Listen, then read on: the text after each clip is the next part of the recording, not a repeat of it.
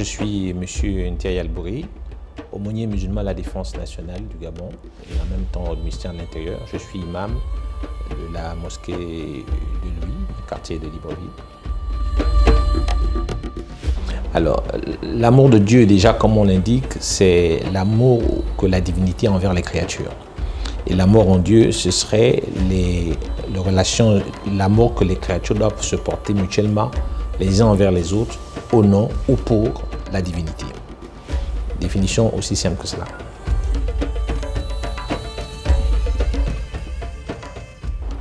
La divinité, selon les textes, même si certaines personnes la considèrent légèrement apocryphe, mais qui est validée par d'autres savants, l'origine de la création ou la cause de la création selon la divinité, ce serait l'amour. Donc la divinité a créé le genre humain par amour. Et les textes coraniques nous disent qu'il a créé le genre humain pour l'adorer. Et cette notion d'adoration est liée à sa connaissance. C'est-à-dire on ne peut pas aimer quelque chose que l'on ne connaît pas. Donc au départ, si l'homme veut réellement amorcer cet amour de la divinité, il faut nécessairement qu'il connaisse la divinité. Et là, nous avons donc une panoplie de prophètes qui ont existé dans le temps et dans l'espace, afin d'expliquer aux hommes comment amorcer cet amour qui part nécessairement par suivre les recommandations les enseignements que les prophètes nous ont apportés. On ne se lève pas un matin et puis on dit je vais aimer Dieu. C'est-à-dire il faut un certain nombre de paramètres, un certain nombre de, j'appelle ça comme ça, de constance. C'est-à-dire on prend conscience à un moment que cet univers ne peut pas avoir été créé dans le hasard et qu'il y a certainement un objectif derrière. Et nous avons les réponses à travers les textes révélés. Et c'est ce qui va expliquer que la divinité rappelle aux êtres humains dans ces différents textes l'amour qu'il a porté pour le genre humain en nous privilégiant par rapport à un certain nombre de créatures qui existent. Nous sommes la seule espèce, si je peux appeler ça comme ça, la seule espèce vivante qui cuisine pour manger. C'est un privilège. Nous sommes la seule espèce vivante qui nous habillons, qui nous couvrons, qui couvrons notre nudité. Nous sommes la seule espèce qui changeons, transformons le monde autour de nous. Et depuis des siècles, même si certains scientifiques, quoique aujourd'hui c'est battu en brèche, continuent à nous faire croire ou vouloir nous faire croire que l'homme serait un descendant du singe ou du chimpanzé, vous comprenez bien que nous n'avons jamais vu une évolution à leur niveau. On n'a pas vu des chimpanzés se couvrir, on n'a pas vu des chimpanzés essayer d'avoir une architecture. La seule espèce vivante, évidemment, qui transforme le monde, c'est bien nous. Et ça prouve à suffisance que la divinité nous a privilégiés, comme il le dit clairement dans le Saint-Coran. Devoir, on va dire oui et non. Je m'explique. Pour pouvoir, comme je l'ai dit au départ, pour pouvoir aimer quelque chose, il faudrait pouvoir la connaître. Or, en spiritualité, nous avons du principe que cette empreinte de la divinité en chaque être humain, et que nécessairement à un moment de sa vie, l'homme se pose des questions sur son existence. Pourquoi il existe? Quelle est sa mission, son rôle sur cette terre? Parce qu'il se rend bien compte qu'au-delà de ses acquis, au-delà de son éducation, il se dit bien qu'il ne peut pas avoir existé comme cela. Et ce qui est beau dans cela, c'est que nous sommes encore la seule espèce qui nous posons des genres de questions sur notre devenir, sur ce que nous allons être demain, qu'est-ce qui se passera après la mort, quelle est l'origine de notre existence, quel est le but de tout ceci. Nous avons des réponses. Mais ces réponses, généralement, on les trouve à travers les textes, mais on les trouve beaucoup plus à travers nous-mêmes parce que la réponse est en nous. Comme le dit la divinité dans le Saint-Coran, nous leur montrons aussi dans la nature et en eux-mêmes jusqu'à ce qu'ils soient convaincus de la véracité du message. Donc, c'est donc dire que les réponses que l'homme cherche ne sont pas à l'extérieur, elles sont en lui-même. Pour peu qu'il fasse un peu preuve de méditation, il va se rendre compte que les réponses ne sont pas loin, elles sont là, mais qu'il sache fermer les yeux et écouter son cœur. C'est tout un exercice. D'où d'ailleurs le prophète insiste sur la méditation, car il le dit si bien, il n'y a pas une œuvre d'adoration meilleure que la méditation.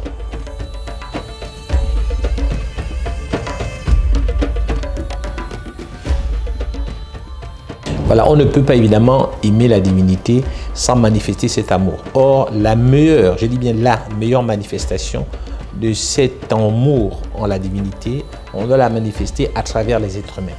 Parce que l'être humain est d'abord le représentant, le délégué de la divinité sur la terre, comme le Coran le spécifie clairement.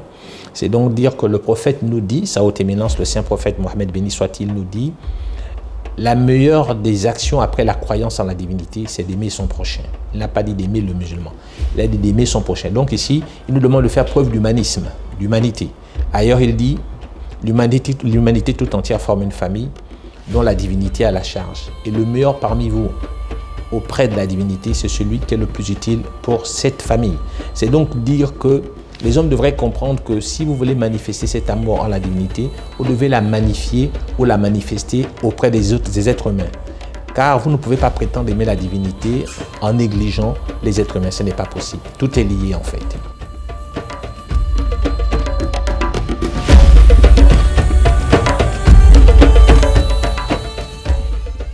On va même dire que c'est la principale mission de l'homme. Tout ce que nous faisons, c'est de servir autrui. Un compagnon est venu voir sa haute éminence, le saint prophète Mohammed béni soit-il, et lui a posé la question au messager d'Allah, je voudrais être le meilleur des hommes. Le messager d'Allah ne lui a pas demandé de faire beaucoup de prières, il lui a dit sois au service des hommes et tu seras le meilleur parmi eux. Donc le prophète nous apprend que finalement le meilleur parmi nous, c'est celui qui est au service de l'humanité. Et donc celui qui est au service de l'humanité, il dit bien de l'humanité, il n'a pas dit au service de la communauté. Il n'a pas ici donné un enseignement communautariste, non, il a donné un enseignement global. Tout être humain doit pouvoir bénéficier de la bonté humaine, peu importe sa coloration religieuse, peu importe sa coloration ethnique, parce que c'est ça le message universel.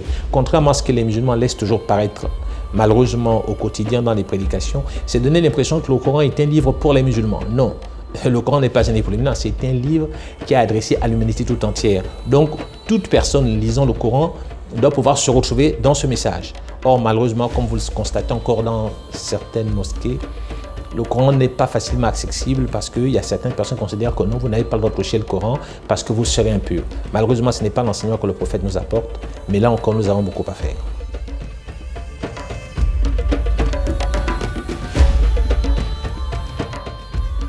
Oui, je voudrais peut-être, le message que je pourrais apporter, ce serait cette anecdote.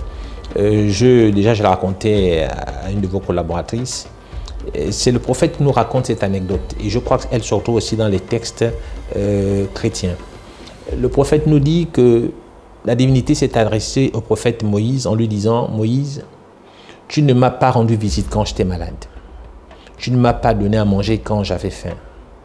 Et tu ne m'as pas donné à boire quand j'avais soif. » Moïse s'exclame et dit « Seigneur, comment pourrais-je te donner à manger ou à boire lorsque c'est toi qui as créé les cieux et la terre? Comment pourrais-je te rendre visite? C'est pas possible. » Et là, la divinité lui dit « Un tel était malade. Si tu lui avais rendu visite, c'est moi que tu aurais trouvé. Un tel avait soif ou avait faim. Si tu avais donné à manger ou à boire, c'est moi que tu aurais trouvé. » Donc, à travers cette anecdote, sa haute éminence nous explique que finalement, la divinité se manifeste à travers le genre humain. Et que si nous voulons réellement être au service du divin, c'est qu'il faut servir justement les autres. Et que la meilleure action que l'on puisse faire en ce monde, c'est d'offrir le bonheur autour de lui. J'aime souvent poser cette question d'ailleurs à ceux qui se marient. Pourquoi vous vous mariez? Les réponses sont généralement connues. On se marie parce qu'on recherche l'équilibre, le bonheur, on recherche la stabilité sociale. Mais ce n'est pas la bonne réponse. On devrait se marier parce qu'on veut offrir le bonheur à l'autre. Alors si un homme va avec l'idée d'épouser une femme parce qu'il veut lui offrir le bonheur et que cette femme accepte sa demande parce qu'elle veut lui offrir le bonheur, les mariages se tiendraient pour le mieux et resteraient le plus longtemps possible. Mais malheureusement, nous recherchons le bonheur à travers l'autre que de lui offrir le bonheur. Et c'est une erreur, car quand on regarde les messages divins, tous les prophètes sont venus avec l'idée d'apporter le bonheur au genre humain en leur disant que ce bonheur passe nécessairement par notre harmonie avec la divinité.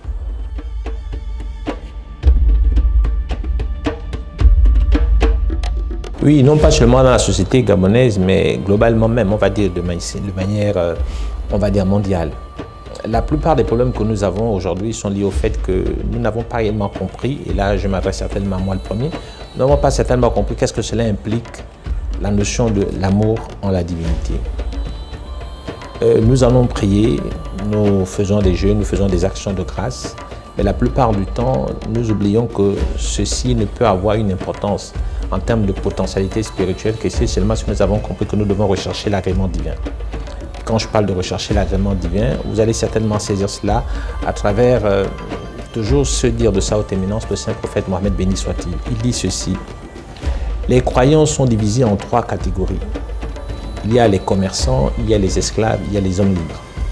Et il explique à ses compagnons que Les commerçants sont ceux qui adorent la divinité parce qu'ils espèrent entrer au paradis, ils veulent des grâces divines. Et quant aux esclaves, sont ceux qui adorent la divinité parce qu'ils fuient l'enfer ou ils fuient les épreuves. Et que les hommes libres sont ceux qui adorent la divinité, justement par amour pour lui, sans entendre un intérêt quelconque. Et c'est ce niveau-là qui est très difficile, qu'il faudrait pouvoir atteindre. La plupart des croyants que nous sommes, nous allons à la mosquée ou dans les églises ou dans le temple. En fait, ce n'est pas pour la divinité. Nous allons pour nos propres problèmes. Parce que nous voulons stabiliser des acquis ou nous voulons des acquis. Et c'est ce qui nous motive généralement en fait à aller donc dans ces différents temples, en oubliant que ce n'est pas le rapport que la divinité réellement voudrait établir avec ces créatures. Car, comme vous le savez, celui qui nous a créés a nécessairement mis en place des éléments qui sont pour nous. C'est un peu comme si on disait que lorsqu'un enfant naît du ventre de sa mère, les seins manqueraient, le lait manquerait au sein de sa mère. Ce n'est pas possible. Dans la mesure où la divinité nous a créés, c'est qu'il a mis des éléments qui sont pour nous. Donc au lieu de passer notre temps à réfléchir comment acquérir ce qui est déjà pour nous, la divinité a un principe simple. Si vous faites pour moi, je ferai pour vous. Mais vous pouvez faire pour moi, comment on peut faire pour lui? C'est en servant l'humanité. C'est-à-dire que si je dois aller à l'école et que je dois être un très bon élève, je dois le faire parce que je veux servir. C'est ma façon d'être reconnaissant envers la divinité en étant un très bon élève. Si je dois être un très bon employé, je le fais parce que c'est ma façon d'être reconnaissant envers la divinité. Si je me comporte bien envers ma femme et mes enfants, envers mes voisins, c'est pas parce que j'attends un retour de ma femme ou de mes voisins, un retour sur investissement, non. C'est parce que je sais que la divinité, en me mettant ces personnes autour de moi, ça reste une épreuve. Et ma seule façon, moi, de lui être reconnaissant, c'est d'être bienveillant envers ces derniers. Et donc, si on applique cette formule, on va se rendre compte que l'humanité se porterait pour le mieux, parce que les gens auraient compris que finalement, si je veux remercier la divinité, ce n'est pas de dire, comme chez nous les musulmans, Alhamdulillah, tout simplement, ou de dire merci Seigneur, non. Le véritable remerciement, ce sera à travers les actions que nous allons accomplir, en étant en harmonie, en phase avec les recommandations de la divinité. Là, je me permets de partager encore avec vous un dire de sa haute éminence. Il nous dit que la divinité s'exprime ainsi au prophète David, alayhi salam, donc le père du prophète Salomon. Il dit: ô David, toi tu veux, et moi je veux. Si tu fais ce que tu veux, en te détournant de ce que moi je veux, je vais te fatiguer dans ce que tu veux. Mais si tu fais ce que moi je veux, si tu fais ce que moi je veux, excusez-moi, je reprends la formulation. Ô David, toi tu veux, moi je veux. Si tu fais ce que tu veux, en te détournant de ce que moi je veux, je vais te fatiguer dans ce que je veux. Mais si tu fais ce que je veux, en te détournant de ce que toi tu veux, je vais te faciliter dans ce que tu veux. Mais sache que dans tous les cas, n'arrivera que ce que moi je veux. Donc c'est dire en fait que si l'homme a compris cela, il va se rendre compte de chaque fois qu'il sera en harmonie avec les recommandations divines, la vie lui sera facile. Mais il ne faudrait pas que ce soit un calcul. C'est-à-dire, si je suis bien avec les autres, c'est parce que j'espère que la divinité sera bien avec moi. Non, je devrais être bien avec les autres parce que c'est ce que la divinité attend de moi. C'est-à-dire que si l'autre n'est pas bien avec moi, je continuerai à être bien avec lui parce que c'est ce que la divinité attend de moi. D'où vous connaissez le fameux principe des religions qui voudrait que pardonne à celui qui t'a offensé, donne à celui qui t'a refusé. Parce que le principe, ce n'est pas je ne suis pas bien avec toi parce que je veux que tu sois bien avec moi, je suis bien avec toi parce que c'est ce que la divinité m'exige. Au-delà du fait que tu sois bon ou mauvais envers moi, je serai toujours bien avec toi. C'est le principe justement de la spiritualité. C'est notre meilleure forme de reconnaissance envers lui. Parce qu'il ne faut pas oublier qu'il arrive des états, des prises de conscience, comme j'aime toujours l'expliquer, états dans lesquels on comprend sans effort ce qu'aucun état n'a réussi à nous faire comprendre. Ce sont des états de prise de conscience qui ne répondent pas à des normes humaines. Lorsque l'homme est en harmonie avec la divinité, le Coran nous dit « Si vous me craignez, je vous instruirai ». C'est une connaissance hors, ce n'est pas une connaissance livresque. C'est un état où on finit par comprendre des choses que des milliers d'efforts n'auraient pas réussi à nous faire comprendre. Mais ça, déjà, il faut pouvoir le vivre. Comment vais-je sentir cet amour si je ne suis pas en harmonie avec lui? Alors que lui, il s'est promis qu'il va nécessairement mettre quelque chose qu'on appelle chez nous la sakina, la quiétude dans le cœur des croyants, pour peu que les croyants soient en harmonie avec ses injonctions. Et là, on vit d'autres réalités qui échappent à toute raison humaine, en fait. Et c'est toute la beauté justement de la spiritualité. De la même manière qu'on ne peut pas expliquer à quelqu'un l'amour que l'on porte à une femme, on va dire des choses, mais c'est un sentiment que l'on sent fortement au fond de nous. C'est exactement comme cet amour que la divinité met envers ses créatures.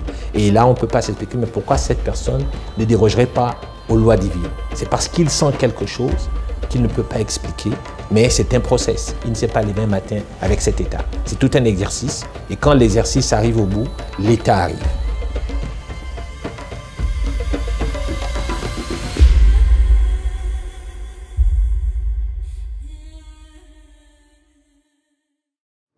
Comme je l'ai dit au départ, on ne peut pas parler de l'amour de la divinité si on n'est pas tolérant. On a le droit d'avoir des idées divergentes. C'est le principe de l'humanité, des créatures que nous sommes, et c'est ça la beauté de la vie. Mais cela ne voudrait pas dire parce que nous ne partageons pas la même opinion, parce que nous ne partageons pas le même candidat. On devrait se mettre à se mettre des coups les uns envers les autres. Ce n'est pas là ça l'idée. L'idée, c'est que c'est un débat d'idées. Ce n'est pas un débat physique, ce n'est pas une guerre. J'ai le droit, comme vous avez le droit, de supporter ou d'aimer qui vous voulez, mais ce qu'on appelle dans les règles de l'art. C'est une question de débat d'idées et d'opinion. J'aime pas tel candidat parce que je considère que ce qu'il propose n'est pas bon pour les populations. Quelqu'un dirait non, moi j'apprécie tel autre parce que... Mais ça s'arrête là. On n'a pas besoin de se retrouver dans les rues à casser parce que ce qu'on oublie généralement, et c'est ce que les gens ne comprennent pas, c'est-à-dire que il y a ce qu'on appelle la police ou l'armée, appelez ça comme ça. Leur mission régalienne, et là je le parle parce que je suis au milieu de la défense, c'est de préserver les acquis, donc les biens, le territoire et les personnes. Mais vous comprenez bien que si nous nous mettons dans les rues et que nous commençons à casser parce que nous n'avons pas eu ce que nous voulions, ils vont devoir remplir leur mission de manière certainement brutale. Parce que leur rôle, c'est de stabiliser la paix. Celui qui va casser oublie qu'en cassant, en fait, il ne résout pas le problème. Si nous avons compris que l'autre est un reflet de moi-même parce qu'il a la manifestation divine en lui, lorsque je vais casser ses avoirs ou ses biens, en fait, je me casse quelque part aussi moi-même. Je l'ai dit au départ, celui qui améliore son intérieur, la divinité améliore son extérieur. Et il y a un adage arabe qui dit que si tu comprends les problèmes de ton frère, la divinité comprendra tes problèmes. C'est donc dire que si on n'a pas compris qu'en cassant les biens de quelqu'un, en fait, nous créons un problème à quelqu'un, mais la notion de réciprocité, les gens appelleraient parleraient de karma, c'est que nécessairement dans ta vie, il va se casser quelque chose. Et lorsqu'on a compris cela, on s'est dit, autant ne pas donc faire le désordre parce que en créant le désordre, en fait, je me désordonne moi-même en fait.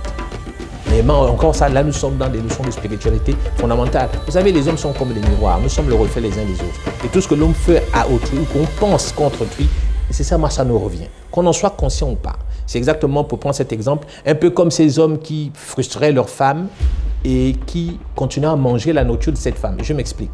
Vous frustrez votre femme, elle se retrouve à la cuisine en train de préparer et là elle est dans un état d'amertume. Mais elle est en train de préparer. Elle dégage des fréquences vibratoires négatives. Mais cette nourriture va emmagasiner cette énergie négative et vous allez manger cette nourriture. Qu'est-ce qui se passera?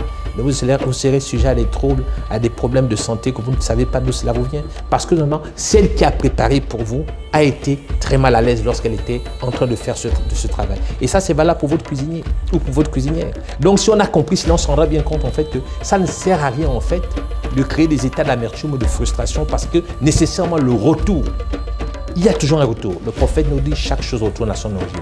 Vous avez été à l'origine d'une frustration, sachez que cette frustration vous reviendra nécessairement. Quand on a compris cela, on se rend compte autant apporter du bien autour de nous parce que ce bien que nous apportons nous reviendra nécessairement.